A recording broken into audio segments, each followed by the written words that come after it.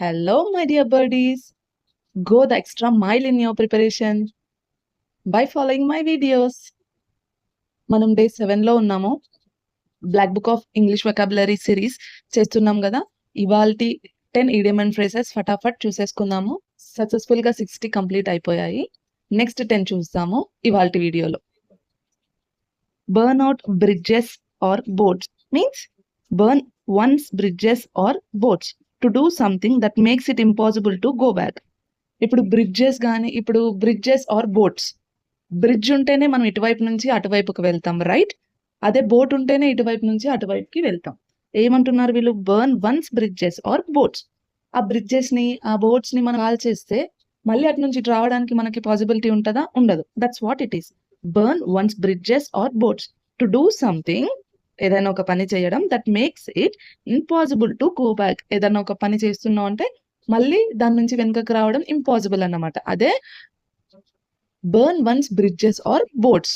Next one, by leaps and bounds. It means very quickly and in large amounts.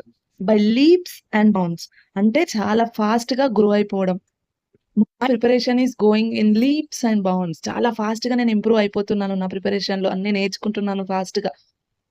By leaps and bounds my business is going by leaps and bounds అంటే నా business చాలా improve అవుతుంది, చాలా fast గా grow అవుతుంది, double అవుతుంది అని చెప్పేసి దాని అర్థం. Next one, go the extra mile. It means go the extra mile, ఇంకా ఎక్స్ట్రా మైల్ వెళ్ళడం అంటే ఎక్స్పెక్టెడ్. మనం ఇంత చేసుకున్నాం ఒకటి అచీవ్ చేయడానికి, ఇంతకంటే మనకి మేము చేయాలి. అందరికంటే ఒక స్టెప్ ముందు ఇచ్చిన వేకెన్సీస్ లో మనకు ఒక పోస్ట్ ఉండాలి అంటే చాలా హార్డ్ వర్క్ చేయాలి, రైట్? అంటే గో ద ఎక్స్ట్రా మైల్. అందరికంటే నువ్వు ఇంకొక 1 hour ఎక్కువ చదువుకోవాలి అంతే. Next, go up in smoke అంటే to be destroyed or ruined completely, to fail. ఇప్పుడు నువ్వు చాలా కష్టపడి నీ కంపెనీ కోసం చాలా కష్టపడి ఓన్ గా నువ్వు ఒక కంపెనీ డెవలప్ చేసుకున్నావు. సడన్ గా ఏమైందంటే ఆ కంపెనీ బ్యాంక్రప్ట్ అయిందన్నమాట. అప్పుడు నీ హార్డ్ వర్క్ అంతా పోయినట్టే కదా, బాధ అనిపిస్తుంది కదా, నీ హార్డ్ వర్క్ అంతా పోయింది. అప్పుడు నువ్వు ఏం చెప్తావు? I went up in smoke. ఏమంటారు? చుట్టూ పొగ మంచు ఉంది, ఎటు ఏం దారి తోచదు. ఇన్ ద సేమ్ వే అన్నమాట. Next, play devil's advocate, right? Play devil's advocate to argue against something even if you agree with it to test the strength of the argument. ఇప్పుడు డెవిల్స్ అడ్వకేట్ అని అంటే గుర్తుంచుకోండి, ఏదైనా ఇప్పుడు ఒక software company చూసుకుందాము. వాళ్ళు ఒక టీం కలిసి ఒక యాప్ అనేది డెవలప్ చేశారు. They are happy. ఆ యాప్ ని డెవలప్ చేసినందుకు వాళ్ళందరూ హ్యాపీగా ఫీల్ అవుతున్నారు. బట్ నేనేం చేస్తున్నా అంటే యాప్ డెవలప్ చేసినందుకు okay, I'm happy, but I'm getting doubts. ఇది ప్రాపర్ గా వర్క్ అవుతుందా? దీని యూసేజెస్ అన్ని కరెక్ట్ గా ఉన్నాయా? I'm questioning again and again the flaws of the app. That means I don't, అంటే నేను ఆ యాప్ కి ఎగనెస్ట్ అని కాదు, but I'm getting that doubts. Okay, అది నేను ఆ డౌట్స్ రేజ్ చేసినప్పుడే కదా నేను దానిపైన వర్క్ చేస్తా, అది ప్రాపర్ గా ఏమంటారు వర్క్ అవుతుందా లేదా 100% అని చెప్పి దానివల్ల మనకి ప్రూవ్ అవుతుంది అనమాట. అలా ఆ యాప్ అన్ని విధాలుగా ప్రాపర్ గా డెవలప్ చేయడం జరుగుతుంది అన్నమాట. తర్వాత వేరే బయట వాళ్ళు ఎవరో వచ్చి దాని ఫ్లాస్ చెప్పాల్సిన అవసరం లేదు. మనం ఏ పని చేసినా కూడా devil's advocate, play devil's advocate, ఆ ప్లే మనం తీసుకోవాలి. Next, white elephant. White elephant అంటే something that cost a lot to keep but it is useless. For example నేను చెప్తాను. ఇప్పుడు ఒక లగ్జరియస్ కార్ కొనుక్కున్నాము సెకండ్ హ్యాండ్ లో, ఎవరో ఫ్రెండో లేకపోతే కొలీగో ఎక్కడో మనం చూసాము, మనకు కూడా అది తీసుకోవాలని, కాకపోతే అంత బడ్జెట్ లేదు. సో సేమ్ కార్, ఇంకా అంతకంటే బెటర్ కలర్ అన్నమాట, చూస్ చేసుకొని నేను తీసుకున్నాను. సెకండ్ హ్యాండ్స్ లో తీసుకున్నాను. దాని స్పేర్ పార్ట్స్ అంత ఈజీగా దొరకవు, but I have passion about that car, so I bought the car. ఇప్పుడు కొన్ని డేస్ కి ఏమైపోతుంది అంటే ఆ కార్ కి మెయింటెనెన్స్ వస్తుంది, కొన్ని పార్ట్స్ కావాలి. సో నేను అవి వేరే దగ్గర నుంచి తీసుకురావాలంటే కాస్ట్ మీ మోర్, రైట్? ఇది నాకు చాలా కాస్ట్ అవుతుంది. కొన్ని డేస్ పోగా ఏమైంది అంటే నేను దానికి పెట్టే ఖర్చులు ఎక్కువ అయిపోయినాయి. నేను కార్లో కూడా కంఫర్టబుల్ గా తిరగలేను, దాన్ని అమ్మలేను, దాన్ని పెట్టుకోలేను నాతో పాటు. Okay, then I say the car became a white elephant for me. Okay, దాన్ని నేను హ్యాపీగా యూజ్ చేసుకోలేకపోతున్నాను, ప్లస్ అమ్మలేకపోతున్నాను. ఓకే, నాకు దానివల్ల చాలా ఖర్చు అయిపోతుంది. అదే white elephant. Next, black sheep. He's black sheep in my family అని అంటాం మనం, చాలా ప్లేసెస్ లో వినే ఉంటాం. బ్లాక్ షీప్ అంటే ఏంటో చూద్దాం. A person who is considered a disgrace to a family or group. Suppose తీసుకుందాం. ఇప్పుడు ఫర్ ఎగ్జాంపుల్ ఒక ఫ్యామిలీ.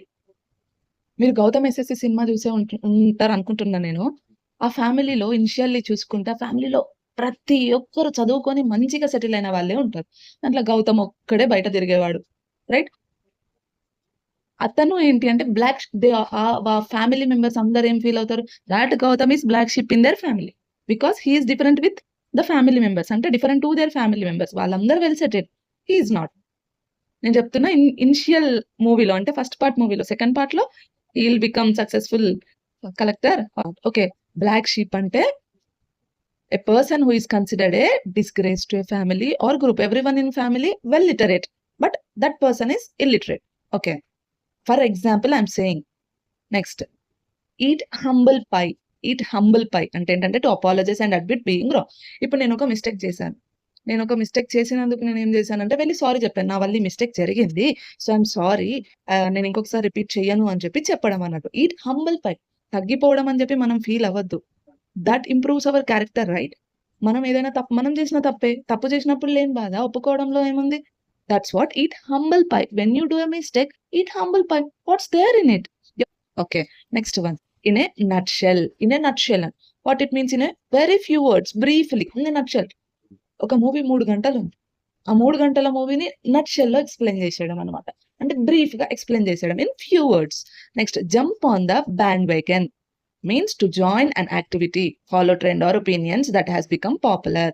ఇప్పుడు మనం యూట్యూబ్‌లోనే చూసుకుందాం. ఒక్క పాట ఏదైనా ఫేమస్ అయ్యిందనుకోండి, ఇప్పుడు సాంగ్. ఆ సాంగ్ ఫేమస్ అయితే ప్రతి ఒక్కరు అదే పాట మీద రీల్స్ చేస్తూనే ఉంటారు. Right?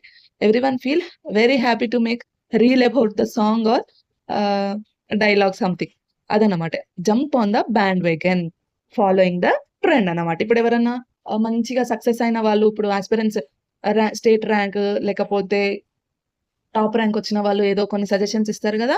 Will jump on the band wagon. అంటే వాళ్ళతో పాటు వాళ్ళు చెప్పిన సజెషన్స్ తీసుకొని వాళ్ళు పాపులర్ సజెషన్స్ అన్నమాట. ఫాలో అయిపోవడం. That's what jump on the band vegan. క్విక్‌గా ఇవాళటిని రివైజ్ చేద్దాము. Burn one's burn one's bridges or boats to do something that make it impossible to go back by leaps and bounds very quickly and in large amounts to grow or improve. Go to the extra mile to make more effort than expected. Go up in smoke to be destroyed or ruined completely. To fail, play devil's advocate. To argue against something even if you agree with it. To test the strength of the argument. Next, white elephant. Something that costs a lot to keep but is useless. Black sheep. A person who is considered a disgrace to a family or group. Next, eat humble pie. To apologize and admit being wrong. In a nutshell, in a very few words or briefly, jump in the bandwagon to join an activity, following trend or opinions that has become popular. That's it for today. We have completed 70 idiom and phrases. ప్రాపర్‌గా daily చిన్న notes maintain చేసుకొని, నిన్న నాకు ఒకరు అడిగారు కామెంట్స్‌లో దీని PDF అని చెప్పి. నేను కూడా మీతో పాటే డైలీ 10 ఇడియమ్స్ రాసుకుంటున్నాను. నా దగ్గర ఉన్న సోర్సెస్ నుంచి తీసుకొని. నేను కూడా ఆ బుక్ ఉంది కదా అని చెప్పేసి బుక్‌లో చూసి చదువుకోవాలనుకోవట్లేదు. ఎందుకంటే నేను రాసుకున్న నోట్స్ నాకు మంచిగా అర్థమైతది. ఇంకా నేను ఫాస్ట్‌గా నా బ్రెయిన్‌లోకి ఎక్కుతది. అందుకని చెప్పి I will prepare my own notes. మీరు కూడా ఈ వీడియో చూస్తూ ఎంత ఒక 5 మినిట్స్ టైమ్‌లో ఒక్కసారి పాజ్ చేయండి. వీడియో ఫటాఫట్ రాసేసుకోండి. మీకది ఎప్పటికి ఉంటది కదా!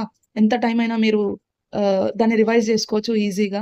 సో, అందుకనే డైలీ 10 కదా మనం చేస్తుంది. ఎందుకంటే లాంగ్ రన్‌లో 10 ఎందుకు చేస్తున్నామంటే లాంగ్ రన్‌లో ఇవన్నీ గుర్తుండాలి. కన్‌ఫ్యూజ్ అవ్వద్దని డైలీ రివిజన్ చేస్తూ, పాతవి రివిజన్ చేస్తూ, కొత్తవి 10 చదువుతున్నాం మనం అంతే.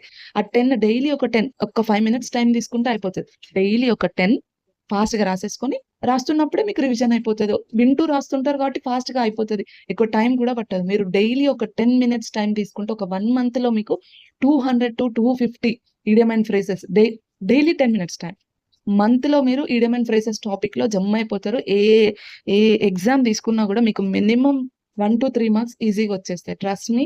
అసలు ఇది ఒక్కసారి మనం ఈ టాపిక్ చదువుకున్నామంటే ఈ టాపిక్ నుంచి ఒక్క మార్క్ కూడా మనం అస్సలు మిస్ చేసుకోవద్దు. ఎందుకంటే డైలీ 10 మినిట్స్ కష్టపడుతున్నాం కాబట్టి.